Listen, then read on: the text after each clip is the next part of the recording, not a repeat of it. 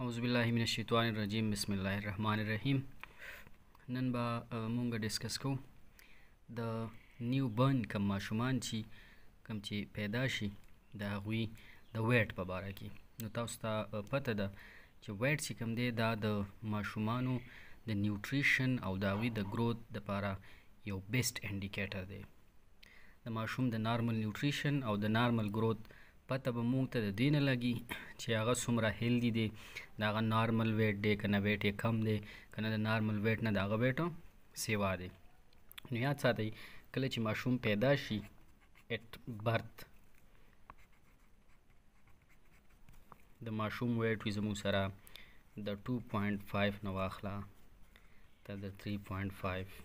kg پورې، دا نارمل ویټ وي د ماشوم، د 2.5 نه د 3.5 پورې. اوس کله چې یاد ساتئ د دې ماشوم عمر شپږو میاشتو ته ورسي 6 منت ته، نو د ویټ بیا 6 منت ته ورسي د ویټ به بیا موږ سره ډبلیږي، د ویټ به ډبل کیږي. کله چې بیا 1 year ته ورسي د چې کله بیا ایج 1 year ته ورسي نو بیا به د ماشوم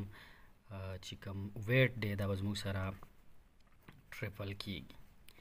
کله چې د ماشوم عمر 2 year ته ورسي نو د دې بیا ویټ چې کوم د برث په ټیم کې ویټ و نو بیا به د دې ویټ شي 4 ټایم انکریز بشي، 4 ټایم به بیا سیوا شي په 2 کالو کې. د دې نه بره یاد ساتئ بیا پر ایئر په یو کال کې د ماشوم ویټ تقریبا د 2 نه واخله د 3 kg پورې سیوا کیږي په یو کال کې. یوه خبره ډیره ضروری ده، دا یاد ساتئ چې په فرست ویک کې کله چې ماشوم پیدا شي په فرست ویک کې هغه د خپل ټوټل ویټ تقریبا 10% حصہ چې کوم ده دا لاس کوي په فرست ویک کې. بیا په سیکنډ ویک کې واپس د ویټ چې کوم دی دا انکریز کیږي برازي. نو په اولنۍ هفته کې ماشوم لږ کمزوری کیږي، بیا واپس بیا ته ماشوم نارمل ویټ گین کوي. قربان بل یاد ضروری ساتئ اکثر د ماشومانو مونږ سره سکیل نه وي، نو د هغوی ویټ مونږ بیا په سکیل نشو معلومولی، نو د هغوی ویټ بیا مونږ د ایج نه راوباسو،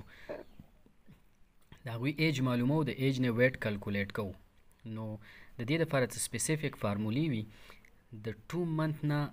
د 12 months پورې یا د 1 year پورې چې کله د ماشوم دومره وزن وي ایج وي نو د ویټ دپاره بیا موږ فارموله استعمالو ایج ان منت پلس 9 ډیوایډډ بای 2 چې څومره عمر دی هغه به په میاشتو کې واخلي، دلته به ولیکي، نو به ورسره جمع کړي په 2 به ډیوایډ کړي چې کم تی انسر راشي دا به د ماشوم ویټ وي. اوس چې د کم ماشوم زموږ سره عمر د 1 year نه د 5 years پورې دی، د 1 years نه د 5 years پورې دی، نو یاد ساتئ د هغې دپاره فارموله ایج ان ایرز ضرب 2 انټو پلس 8 دا د هغوی دپاره فارموله چې کله چې د 1 year نه عمر سیوای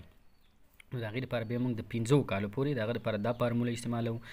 ایج ان ایرز ضرب 2 او انټو پلس 8. دویمه فارموله دا فارموله ډیره زیاته استعمالیږي، دویمه فارموله هم د دې دپاره استعمالیږي، هغه 2 انټو ایج ان ایئر پلس 5 دا فارموله هم یوز کیږي، خو دا ډیره زیاته یوز کیږي. بله 2 انټو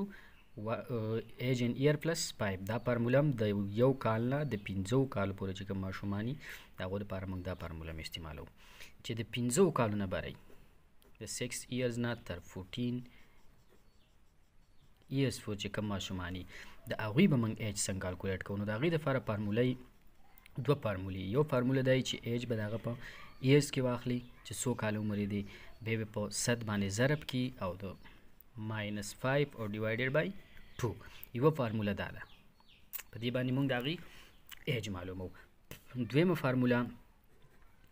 4 ضرب ایج ان ایرز چې څومره کاله د